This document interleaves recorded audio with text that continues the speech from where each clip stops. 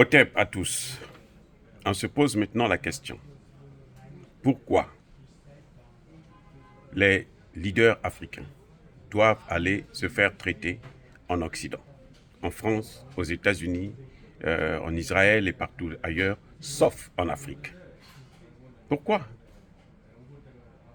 On comprend qu'ils n'ont pas, pour la plupart, mis en place des structures sanitaires de référence et que bon, ils sont obligés de se déplacer. Mais pourquoi forcément aller en France, en Espagne, aux États-Unis et autres?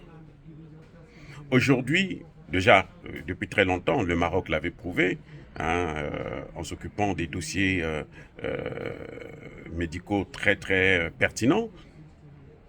Mais là, on a une leçon qui vient encore de tomber, celle des médecins maliens qui ont traité le docteur Choguel Kokala Maïga qui souffrait d'un AVC. Ça, c'est une première. C'est quelque chose de vraiment à saluer pour nos médecins. Donc, on ne peut pas nous dire aujourd'hui que nos médecins sont moins compétents que les médecins occidentaux. Non, un médecin, c'est un médecin.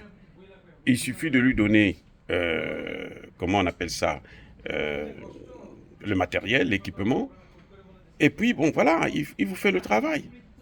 Donc, aujourd'hui, il n'y a plus de raison pour que les médecins africains puissent être obligés, hein, plutôt les leaders, les présidents, les premiers ministres, les ministres, toutes les riches là du Congo, d'Afrique, ou, ceux qui ont beaucoup d'argent, on sait comment ils trouvent cet argent-là, malheureusement. Mais en tout cas, ils n'ont plus besoin d'aller investir des millions. Parce que le traitement qu'ils prennent en Afrique, il coûte 2, 3, 4, parfois même 5, 10 fois moins cher que le traitement qu'ils vont avoir en Occident. Et pour les mêmes services, je ne vois pas pourquoi on va faire le déplacement inutilement. Et on a vu des gens partir en Occident pour se faire traiter et puis revenir à Langer.